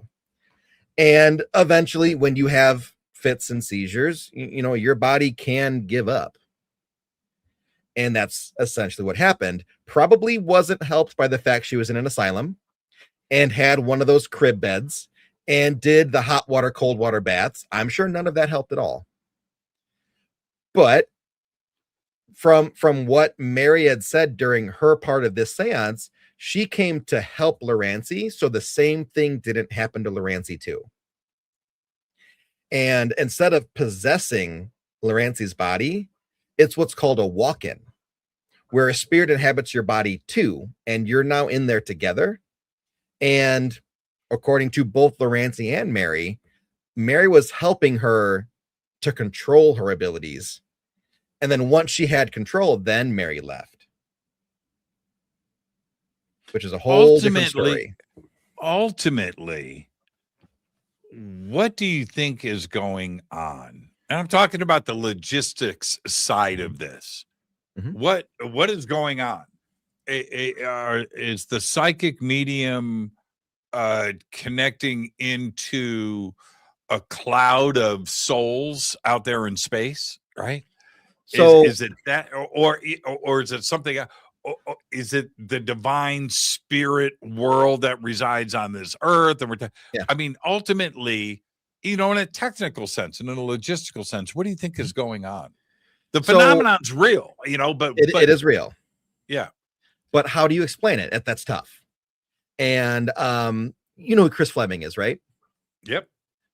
Amazing psychic, amazing person, all amazing all around. So Yep. he's very big into sound and frequency and wavelengths and all that. Everything exists in frequency. And just because we can't see it doesn't mean it doesn't exist, right? Like we can hear each other. We can't see each other speaking necessarily, but we can hear each other speaking. So with that, the way he explained it is sometimes these spirits can hijack these connections between two things, and they can speak through that. So the way that it's been explained to me is essentially Diet is nothing but a speaker. And A conduit. She's literally just a flesh body that they're speaking through her mouth. They're not possessing her. They're not, she's a Wi-Fi router. Wi-Fi router. And it even gets to the point sometimes where her face and her voice will change and look and sound like the person that's speaking through her, which is really fucking weird. Because it happened a couple times while we were filming the first seance, and she pointed out to me, and I'm like, your cheeks are abnormally puffy during this part. And then the next person that talks, her cheeks sink back in. I'm like, that's weird. Wow. Yeah, that is weird. So there's this whole extra thing going on. And basically all she is just the speaker. And somehow through some connection, whether that's, a connection from her to the 5D, which is, the dimension for spirit, whether there's a connection between those two that they can jump in on, I don't know, because I can't see that stuff. But, when you see it work and you have no way to explain it, you're just like, I don't know how to explain the fact that she knew this information without being told that. And then not only that, but refuted it and then argued with me about how dumb it was that we were telling the first story. Like, that's weird. I got nothing. Yeah. I was talking about Dave Schrader earlier. And I love Dave. Yeah, Dave's great. And he's just bought a hotel there in Minnesota. Yeah. Are you going to go out there and check that out? I did an event there in March, ironically, also during a blizzard. I got to really avoid the winter time. I stayed 2 nights there and great hotel, super haunted. Yeah. Super haunted. I've known Dave. I've known Dave for a long time and worked with Dave directly on Coast to Coast for, 7 years. And he's one of my dear friends. But when he told me about the move into, acquiring the hotel and pulling that off and doing it, which I'm so happy for him. Yeah. But when he tells me, privately, Church, man, you got to come out here. This place is amazing. Okay. But what was your experience like there? So again, I did an event, so it was a little more worky. Vending during the day, giving a presentation, and then I was one of the building investigators for the night. Okay. So I was in one of the rooms that's supposed to have a spirit in it. I didn't feel anything. Nothing messed with me. But I'm also one of those people that will walk into a haunted hotel room and be like, listen, bro, like we're going to share this space for the weekend. I'm not going to mess with you. Please don't mess with me. We're going to get on great. If you want, I'll leave you some fun stuff behind. Like, let's have a good time. And then usually it works fine. Like they don't mess with me. So, for most of the time, like I didn't have any experiences, which was fine. I'm totally cool with that. But when it comes time for the investigation part, and I love telling this story in particular because it involves Dave. One of my big things that I like to do, just investigating period, but I'll always do it on events too, is I play blackjack with the spirits. I have a deck of cards and I'll literally pull a dollar bill out and I'll say, if you beat me 3 out of 5 hands, this dollar bill is yours. If I beat you, I take it back. And then usually if I do win, I'll do double or nothing. And then I don't win the second time. So they still get the dollar. So, again, I'm in a group of people, like 15 people, and we're playing blackjack with the ghosts. And, the ghosts can't like flip a card, right? Like it's got to be fair. So all the cards are face up. Everyone can see all the cards. There's no cheating involved. When I'm at an event, I'll let other people cut the cards. If it's just me by myself, I'll cut the cards or whatever. And as we're playing, I kid you not, this is how the hand went for the one game. Hand number 1, ghost, straight blackjack. I'm like, a true blackjack has a 4% chance. And they nailed it on the first one. And I'm sitting there shuffling, 3, 4, 5, 6 times. Like, okay, whatever. That's fine. They got one. Cool. 1-0. Second hand, a bunch of shuffling, cut the cards. I win with a number that added up to 20. Yes, beautiful. Love it. 1-1. Shuffle, cut the cards. Boom, done. Third hand, ghosts, blackjack. What? I'm like, what the fuck? Right. This statistically is not possible. Right. Okay, cool. It's 2-1. It's fine. Fourth hand, I win by getting blackjack, but I added up to it. And I'm just like, 2-2. This is it. This is the last hand. Whoever wins gets the money. Don't even tell me it's a blackjack. Fifth hand, blackjack. I'm calling bullshit. Nope. Calling bullshit. You had witnesses? Like 15 people. Really? 15 people. They all watched it and went, holy shit. And I'm sitting there, I'm like, 4% That's chance. impossible. That's impossible. 4%. Oh, But- to have 3 blackjacks in a row after a shuffle? But That- on their that's side, not- yeah. it was like blackjack for them. Oh, we'll give you this one. Blackjack for them. We'll give you this one too. And you're going to bed now. Statistically impossible, but they still did it. So, everyone's just like freaking out. I'm freaking out. And my first thought was like, why the fuck was nobody filming this? Right. Like, Nobody filmed it. it was an event. Like it was a paid, I was a guest of. So So no now one's filming it. now it is just a story, Larry. It's a story. But Yeah. people were there to witness it. And It's a good story. It's a good so when we go to rotate, my basement group goes upstairs to Dustin Perry. The Dustin Perry group comes down to me. So, there's like a little bit of an interlude at the bar for the hotel. He's really good too. He's really good too. Dustin's Perry. amazing. He's amazing. He's really cool. Cool dude. So we're sitting there, people are getting drinks and whatnot. And I walk up to Dave and I just hand him some money and he goes, what is this? And I'm like, I lost. This is yours now. He has no idea what the hell I'm talking about. So the second group that comes down, I end up losing again, not in a prolific fashion, but I still end up losing. And then I had to explain to him after the second group, and I'm like, I play blackjack with the ghosts. If they win, I'll either stash the money or I'll give it to who owns the building. They could use it for however they want. And then the second time around, I think I gave him $2 because it was double or nothing. But like even Dave was like, what? Why are you giving me money? Because I'm supposed to. The ghosts, I gave you money. But like 3 blackjacks. And that's crazy. No, I've never. If you told that story in Las Vegas, nobody would buy that. It's impossible. Nobody. It's impossible. It's impossible. But I will tell you this much. I 100% believe the ghost cheat. Because I am 4-19. Oh, they really? have beat me 19 hands. And you're the house. And I'm the house. Yeah. Wow. I'm shuffling. Most of the time I'm cutting or other people cut, but I'm still the house. I'll play blackjack with you anytime. If that's the case. If that's the case. They annihilate me. Yeah. The story I told about the noise at the end of the show on New Year's Eve, that was with Schrader. Okay. That was with Schrader. You can just go and look, Dave Schrader, New Year's Eve or whatever that was, December, whatever, 30th. And go to the end of the show. It's like at the 58th minute, 57th minute.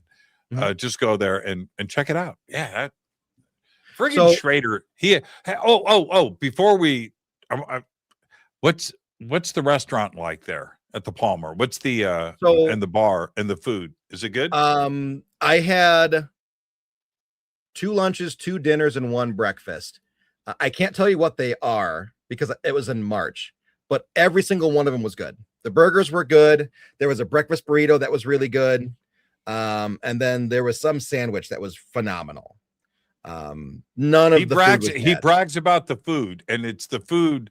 The ghosts are the dessert for me, Sure. right? I you know, I hear the hotel is just absolutely amazing, and it's beautiful, and that the bar is amazing, and the restaurant is amazing. So I had to get that out of the way. The prices are amazing. Because I get food in Chicago, and it's not amazing when it comes to price. So it's haunted. Now, one of the people in your chat, Jessica, said they cheat. They can see your cards. That's only half true. I didn't even think about that. Because the cards are face up. Of course, they're all face up. Yeah. They're manipulating the deck. Because there's been a lot of times where I'm using a spirit box, right? That's how I hear the hit and the stay and the split. And especially when I'm in a group, I'll tell people, like, listen, my ears aren't that great. We're all going to come to a consensus if it's hit or stay. We all have to agree. So, you know, they'll say hit, they'll say stay. Sometimes they'll say the number of the card before I flip it over. And everyone's like, that sounds like fun. That was 7. That sounds like a ton of fun. It's the most fun that I've ever had ghost hunting, because it only takes 2 things. It takes a deck of cards, which is like $1. You can get a deck of cards anywhere. And a spirit box, which, you know, even if you don't believe in them, you still have your phone. You could use an app on your phone. You could use an SB7 spirit box. You could use all these other different things, but that's all it takes. There's a spirit box and a deck of cards and a whole bunch of singles. And you can have fun for like 15 minutes. It's easy. Do you know who Tony Rathman is? It sounds familiar. Yeah, look him up. So he's an investigator, him and his wife, Cherie. But he's also a technologist and an engineer. And so he has developed a range of spirit boxes over the years, but he's taken it to the next level. He's got this new box, new software and hardware solution where it's actually real-time conversation. Okay. It's pretty, dude, it's pretty incredible. You should get in touch with Tony. I can make that happen, by the way. But because, and this is why I bring this up. You love technology. What's that? I'm already friends with him on Facebook. Yeah. He's a great guy. So, but technology eventually is going to bridge the gap between our realm and their realm, whatever it may be. And we're getting really, really close. And the reason why I find this to be true, and I think it's right around the corner, is spirits, or whatever they are, but I'm just using the word spirit for lack of vocabulary. Right. They have figured out that they can communicate through technology, whether it's EVPs or a crazy phone call or this or that. They that electromagnetic thing that is part of our world of physics that makes you and I talking right now in real time possible. Right. That electromagnetic energy, which may be what spirits, I don't know, but they have figured out a way to infiltrate, or accidentally our electronics are picking them up and coming through. So eventually there's going to, or both. Yeah. And there's going to be a hardware, technical software solution to bridging the gap in these realms. I think it's very soon. I think so. In my opinion, I do agree with you to an extent. I think technology is the conduit. I think we're the bridge. So let's take you and I, right? You and I are investigating the same location at the same exact time, the same spirits, everything is identical. But you're an asshole. You treat them like shit, you badger them, you do all this negative stuff towards the spirits. We both have the same technology. Who is more likely to get better results? Yeah, the cool dude. The cool dude that's friendly and does things that they like doing when they were alive, such as gambling or drinking or playing card games. while technology is the conduit, I think the connection that we have with the spirits is really what the bridge is. Because I go places all the time, and I almost never have problems getting activity, ever. Even Yeah, places neither where do I. people are like, "Oh, it's kind of slow there," and like you're not asking the right questions. No, exactly. Whenever I'm with some people, and somebody will go, "Man, nothing ever happens to me. Nothing. This is all bull." I'm like, "It's because you're a dick. If you weren't such a dick, right, just loosen up a little bit." It's funny to me when I get people that want to constantly debate and argue and this and that, that they haven't witnessed, they haven't seen this, and I'm like, you're a dick. And they don't grasp the fact that them being that way is what's holding them back. Yeah. Like you're not getting stuff because of you. Right. So and eventually the universe, like what the universe did with you, right? That first night at the house. Eventually the universe just may slap you. And that's the third documentary. Yeah. What's the third one? The third one is called Mark of the Trinity. So that's the slap. Or in this case, not a slap, it is a burn or a brand into somebody's skin. I love that. Well, sometimes people can man or woman, I'm just using the word man, can man up and go, you know what, I had it all wrong. And I think that's as impressive as anything else when somebody goes, okay, you know what?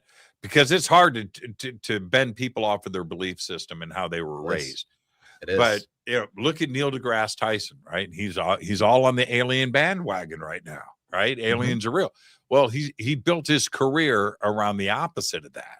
And people criticize him a lot for his past comments. And I said, you know what?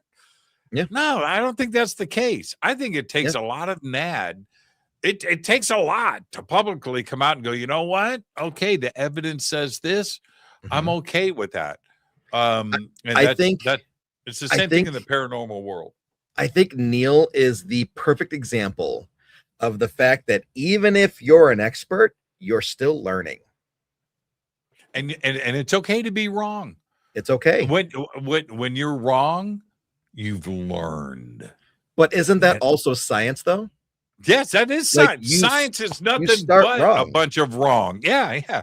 So that's the whole thing. Right. Larry, great conversation tonight, my man. And where can everybody follow your work? The best place to find me is Facebook. I have the blue check mark. It is that name. So, and the reason it's 3 is because my dad and my grandpa all have the same name, right? I love it. So I'm actually the 3rd. But if you go and Google search just Larry Eissler, you'll come up with a whole bunch of us that aren't me. But if you put the 3rd in there, I'm the only one that comes up. It should be. It has to be the 3rd. So I'm on Facebook primarily. I've got an Instagram that links to Facebook. TikTok is very minor. Don't bother.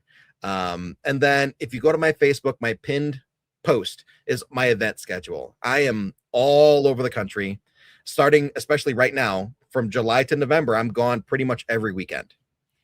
So my next one is Gettysburg, the Battlefield Bash. Then I'm at New Orleans. Then it's my birthday, so I'm not working that weekend. And then I'm at the Paranormal Research Symposium, the main Paranormal and Horror Con. I'm all over the place. Yeah, awesome. When everything gets released, we'll get you back on the show. And we'll talk about all of that then too as well. Thank you so much, Larry. Enjoy the rest of your night. Great conversation. I had a blast. Perfect night on the show. Larry Eissler III. Have a good night, Larry. You. All right. So there you go. I do want to remind everybody, Larry's links are below. And we have them over on our website and throughout social media, that we are doing a show tomorrow night. Is with Jason Quitt. Yes, yesterday I had a root canal in the afternoon that took me out. It seriously took me out. But everything is fine now. So Jason Quitt is with us tomorrow night, so I'll see everybody tomorrow. Thank you, Larry. Everybody enjoy your evening. But for now, all I've got is go back, Lee Tappy. Fade to Black is produced by Hilton J. Palm, Renee Newman, and Michelle Freed. Special thanks to Bill, John, Dex, Jessica, Dennis, and Kevin. Webmaster is Drew the Geek. Music by Doug Aldrich. Intro, Space Boy. Fade to Black is produced by KJCR for the Game Changer Network. This broadcast is owned and copyrighted 2024 by Fade to Black and the Game Changer Network, Inc. It cannot be rebroadcast, downloaded, copied, or used anywhere in the known universe without written permission from Fade to Black or the Game Changer Network. I'm your host, Jimmy Church. Go back, Lee Tappy.